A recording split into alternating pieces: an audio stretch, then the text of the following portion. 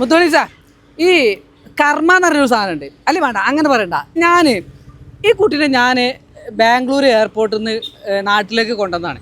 അപ്പോൾ ആ സമയത്ത് നമ്മളെ സർവീസിനെ കുറിച്ച് ഒരു റിവ്യൂ തരുമോയെന്ന് ചോദിച്ചു. അപ്പോൾ എന്നോട് ചേട്ടാ ഞാൻ ഇപ്പോൾ ഉറങ്ങി എണീച്ചിട്ടുള്ളൂ, എനിക്ക് ക്ഷീണമാണ് ചേട്ടാ, ഇപ്പോൾ റിവ്യൂ തരാൻ പറ്റില്ല എന്നൊക്കെ പറഞ്ഞിട്ട് ഇന്നെ അവോയ്ഡ് ചെയ്തു. പക്ഷെ ആ ബസ്സിൽ കയറിയ സമയത്തിന് ഞാൻ ഒരു കാര്യം പറഞ്ഞിരുന്നു. എന്താ പറഞ്ഞിരുന്നേ? സാധനങ്ങളൊന്നും വെച്ച് വറക്കരുത്.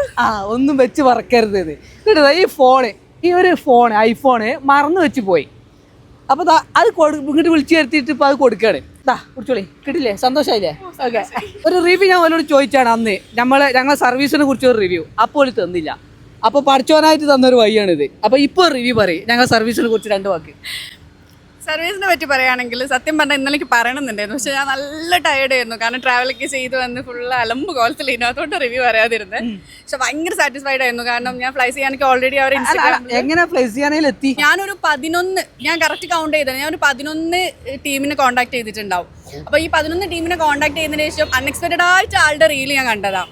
അപ്പോൾ ആളുടെ റീല് കണ്ട് അപ്പം തന്നെ ഞാൻ കോൺടാക്ട് ചെയ്തപ്പോൾ ഏറ്റവും ലോവസ്റ്റ് പ്രൈസിൽ ആക്ച്വലി ഇതിന് ബ്രേക്ക്ഫാസ്റ്റ് ബാക്കി കാര്യങ്ങളൊന്നും എനിക്ക് അറിയില്ലായിരുന്നു കേട്ടോ. പക്ഷേ ബസ് ടിക്കറ്റ് ഇൻക്ലൂഡഡ് ആണെന്നൊക്കെ പറഞ്ഞപ്പോൾ ഞാൻ ഓക്കെ ആ ഒരു പ്രൈസിന് നമുക്ക് ഈ ഒരു സിറ്റുവേഷനിൽ വരിക എന്നുള്ളത് വളരെ നല്ലൊരു കാര്യമാണ്. അവർ ചെയ്തത് നല്ല കാര്യമാണ്. കാരണം വെച്ചാൽ നമുക്ക് അവിടുന്ന് ഫ്ലൈറ്റ് ആണെങ്കിലും അതിനുശേഷം ബസ് സർവീസ് നമുക്ക് ഏൽപ്പിച്ച എല്ലാം കൊണ്ടും നമ്മൾ അത്രയും വന്ന് ട്രാവൽ ചെയ്ത് വന്ന എല്ലാവരും ഒരു ഫാമിലി ട്രിപ്പ് പോയ ഒരു ഫീൽ ആയിരുന്നു നമുക്ക് ആ ബസ്സിൽ.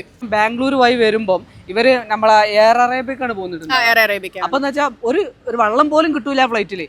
അതുപോലും കിട്ടാതെ ഇവര് വരുന്ന സമയത്ത് നമ്മൾ ഇവിടുന്ന് ഇവർക്ക് ഒരു സാൻഡ്വിച്ച്, കേക്ക് എന്നൊക്കെ പറഞ്ഞാൽ ആ കേക്കിനെ കുറിച്ച് 2 വാക്ക്. അടിപൊളി. അത് ഞങ്ങൾ തീരെ എക്സ്പെക്ട് ചെയ്തില്ല കേട്ടോ. കാരണം ഭയങ്കര ടയേർഡ് ആയിരുന്നു. ഒരു വെള്ളം പോലും നമുക്ക് അവിടുന്ന് കിട്ടൂല. അത് കഴിഞ്ഞ് ബസ് കയറിയപ്പോൾ ഞങ്ങൾ ആകെ വണ്ടർ അടിച്ചു പോയി. കാരണം ഒരു വെള്ളത്തിന്റെ ബോട്ടിലുണ്ട്, ഒരു ജ്യൂസ് ഉണ്ട്, ഒരു കേക്ക് ഉണ്ട്. അപ്പൊ ഇതെല്ലാം കിട്ടിയപ്പോ തന്നെ ഞങ്ങൾ അടിപൊളി. ഇവര് വന്ന് ഇറങ്ങിയപ്പോഴേ ഞാൻ നല്ല രീതിയിൽ ഇവരെ ട്രീറ്റ് ചെയ്തതാണ്. ഇറങ്ങിയപ്പോ എയർപോർട്ടിൽ ഇറങ്ങി വരുമ്പോൾ ഞാൻ സ്വീകരിച്ചതാണ്. ബസ്സിൽ കയറിയിട്ട് ഞാൻ നല്ല രീതിയിൽ അവർക്ക് കേക്കും ഇതൊക്കെ കൊടുത്തതാണ്. പിന്നെ ഞാൻ കുറച്ച് ഓടിയതിനു ശേഷം ഐസ്ക്രീം വരെ വാങ്ങി. നമ്മൾ ബ്രേക്ക്ഫാസ്റ്റ് കഴിച്ചപ്പോൾ ഇവർ പറഞ്ഞു ഇവരെ വകയാണ്. അപ്പൊ ഞങ്ങൾ ഓക്കെ അതും ഇവരെ വകയാന്ന് പറഞ്ഞപ്പോൾ നമ്മൾ ഭയങ്കര ഒരു എക്സൈറ്റഡ് ആയിരുന്നു കേട്ടോ. അത് കഴിഞ്ഞ് ബ്രേക്ക്ഫാസ്റ്റ് കഴിഞ്ഞ് വയനാടൊക്കെ എത്തി ഒരു വെയിൽ വന്ന സമയം ഇപ്പോൾ കറക്റ്റ് ഒരു നമ്മുടെ മൂഡിനനുസരിച്ചിട്ട് ഐസ്ക്രീം കൊണ്ടു തന്നപ്പോൾ ഞങ്ങൾ ആകെ ഞെട്ടിപ്പോയി. കാരണം ചൂട് വന്ന് നമ്മളാകെ ടയേർഡായിട്ട് ഇങ്ങനെ ഇരിക്കുന്നു, ഹൈഡ്രേറ്റ് ആയിരിക്കുന്നത് അതിന് വേണ്ടിയിട്ട് അവർ കറക്റ്റ് ഐസ്ക്രീം കൊണ്ടുതരുന്നു. അത് കഴിഞ്ഞ് ഫുഡ് കഴിക്കാൻ നിർത്തുന്നു. എല്ലാം കൊണ്ടും നമുക്ക് ഭയങ്കര ഒരു ഇത്. ഈവൻ ഇപ്പൊ കൊണ്ടോട്ടിന്ന് എന്റെ ഫോൺ വെച്ച് പോവാ. അല്ല റിവ്യൂ ഇത്രയും ഞാൻ ട്രീറ്റ് ചെയ്തിട്ട് നമുക്ക് റിവ്യൂ തരാതെ പോയ ആളാണ്. അപ്പൊ പടച്ചോ അറിഞ്ഞു കൊടുത്ത പണിയാണ് ഈ ഫോണ് മറന്നു വെച്ചത്. അപ്പൊ അത് കൊണ്ട് കൊടുക്കാൻ വേണ്ടി വരുത്തിയതാണ്. ഇപ്പൊ ഹാപ്പി ഇല്ല? അല്ല ഇപ്പൊ ഈ സർവീസ് അതെ ഈ സർവീസ് ഇനി ഉണ്ടാവില്ല കേട്ടോ. ഇതെല്ലാരും ആവർത്തിക്കരുത്. ബസ്സിൽ കയറുന്നവരോട് പറയുന്നതാണ്, സാധനം ഒന്നും മറന്നു വെക്കരുത്.